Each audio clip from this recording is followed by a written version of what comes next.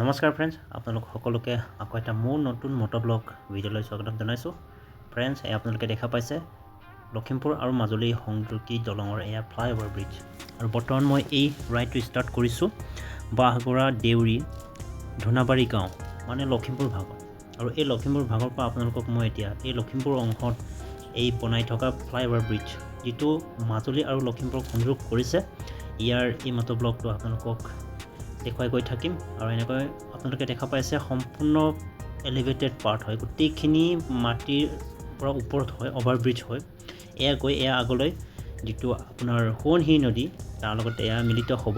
এয়া আপোনালোকে দেখা পাইছে মাজুলী আৰু লখিমপুৰ সংযোগী দলং।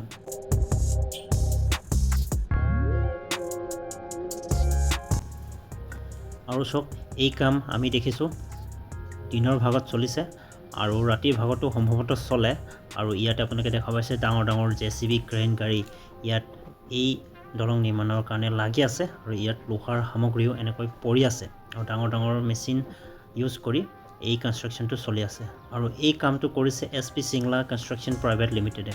যিটো কাম আমি 3 বছৰ দেখিছোঁ খৰতকীয়াকৈ চলিছে, যিটো লখিমপুৰৰ পৰা আমি আমাৰ মাজুলীৰ আপোনাৰ স্লাইক ঘাটলৈকে এই দলং কনষ্ট্ৰাকশ্যনৰ কাম চলি আছে অনায়াসে। আৰু ইয়াৰ ফলত আমি এনেকৈ দলং কনষ্ট্ৰাকশ্যন আমি দেখা পাইছোঁ, যিটো এটা ভাল খবৰ। আৰু ইয়াতে দেখিছে ডাঙৰ ডাঙৰ ইয়াত ক্ৰেন কাম কৰি আছে, যিটোৰ সহায়ত আমি সহজে যিকোনো বিল্ডিং কনষ্ট্ৰাকশ্যন, ঘৰ কনষ্ট্ৰাকশ্যনত এনেকৈ অতি সহজে কম সময়ৰ ভিতৰত আমি কাম কৰিব পাৰি।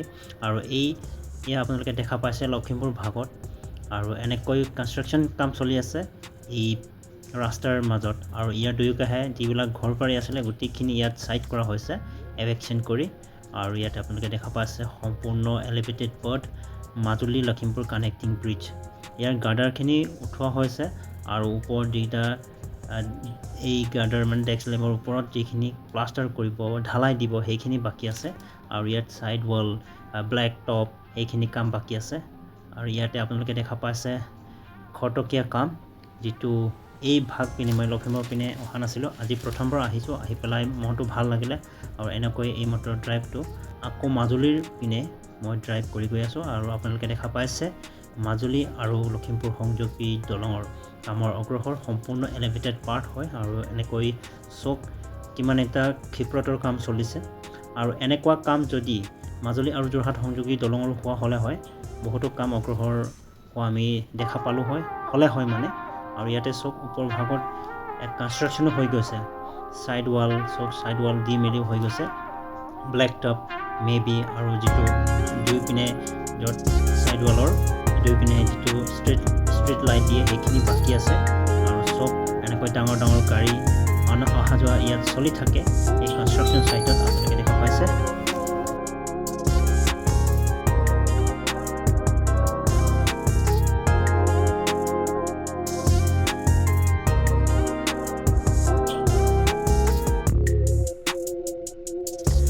এনেকৈ আপোনালোকে ওপৰত দেখা পাইছে এই দলঙৰ শ্বেপত গৈ এটা চাৰ্কেল ৰূপ লৈছে, মানে V শ্বেপ লৈছে। আৰু এনেকৈ আগলৈ গৈ আমি সোৱণশিৰি আৰু ধুনাগুৰি ঘাট পাম। এনেকৈ আপোনালোকে দেখিছে এটা ধুনীয়া পৰিৱেশ লখিমপুৰ ভাগত।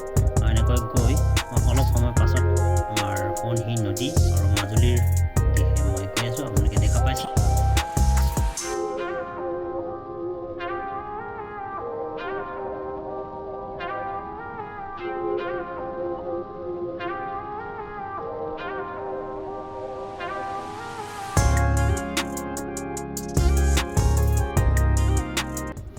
আৰু এনেকৈ মই ডাউন ৱাৰ্ড হৈ গৈছোঁ। আৰু আপোনালোকে দেখা পাইছে ঠিক মই যিটো দলং কনষ্ট্ৰাকশ্যন ইয়াৰ তলেদিয়ে এনেকৈ ড্ৰাইভ কৰি যাব লাগিব।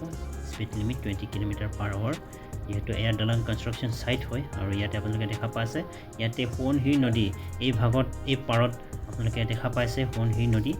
আৰু এয়া গৈ আগলৈ ধুনাগুৰি ঘাটৰ লগত এয়া মিলিত হ'ব, যিটো মাজুলী আৰু লখিমপুৰৰ কাৰণে এটা সুগম কমিউনিকেশ্যন আমি অনাগত ভৱিষ্যতে পাম। তো ফ্ৰেণ্ডছ, আজিৰ এই ভিডিঅ'টো মই ইমানতে সামৰিছোঁ। তো ভিডিঅ'টো চোৱাৰ বাবে সকলোকে ধন্যবাদ। Thank U.